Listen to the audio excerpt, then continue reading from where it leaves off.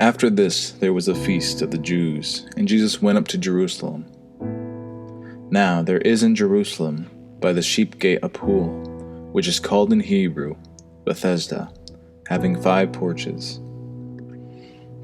In these lay a great multitude of sick people, blind, lame, paralyzed, waiting for the moving of the water. For an angel went down at a certain time into the pool, and stirred up the water. Then whoever stepped in first, after the stirring of the water, was made well of whatever disease he had. Now a certain man was there, who had an infirmity 38 years. When Jesus saw him lying there, and knew that he already had been in that condition a long time, he said to him, "Do you want to be made well?" The sick man answered him, "Sir, I have no man to put me into the pool when the water is stirred up, but while I am coming, another steps down before me." And Jesus said to him, "Rise, take up your bed and walk." And immediately the man was made well, took up his bed and walked. And that day was the Sabbath. The Jews therefore said to him who was cured, "It is the Sabbath. It is not lawful for you to carry your bed." He answered them, "He who made me well said to me, 'Take up your bed and walk.'" And they asked him, "Who is the man who said to you, 'Take up your bed and walk'?" But the one who was healed did not know who it was, for Jesus had withdrawn, a multitude being in that place. Afterward Jesus found him in the temple and said to him, "See, you have been made well. Sin no more, lest a worse thing come upon you."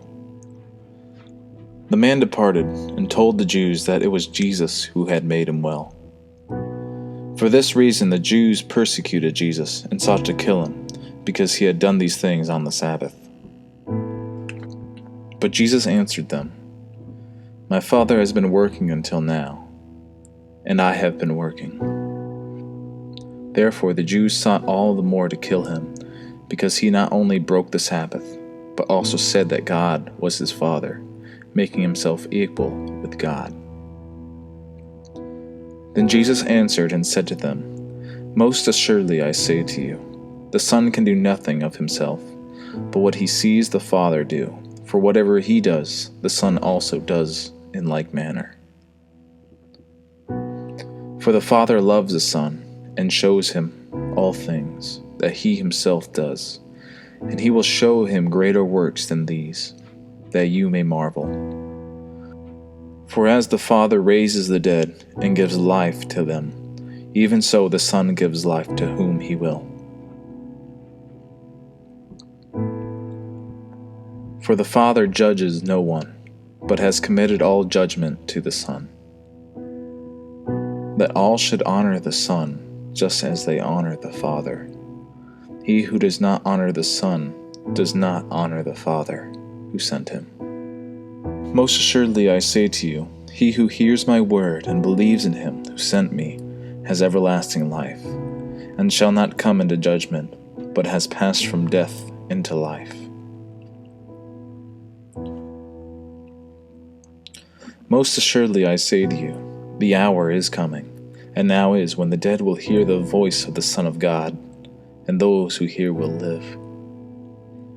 For as the Father has life in himself, so he has granted the Son to have life in himself, and has given him authority to execute judgment also, because he is the Son of Man. Do not marvel at this, for the hour is coming in which all who are in the graves will hear his voice, and come forth those who have done good to the resurrection of life, and those who have done evil to the resurrection of condemnation. I can of myself do nothing. As I hear, I judge, and my judgment is righteous, because I do not seek my own will, but the will of the Father who sent me. If I bear witness of myself, my witness is not true. There is another who bears witness of me, and I know that the witness which he witnesses of me is true. You have sent to John, and he has borne witness to the truth. Yet I do not receive testimony from man, but I say these things that you may be saved. He was the burning and shining lamp, and you were willing for a time to rejoice in his light. But I have a greater witness than John's, for the works which the Father has given me to finish, the very works that I do, bear witness of me, and that the Father has sent me. And the Father himself who sent me has testified of me. You have neither heard his voice at any time, nor seen his form. But you do not have his word abiding in you, because whom he sent, him you do not believe. You search the Scriptures, for in them you think you have eternal life, and these are they which testify of me. But you are not willing to come to me, that you may have life. I do not receive honor from men, but I know that you do not have the love of God in you.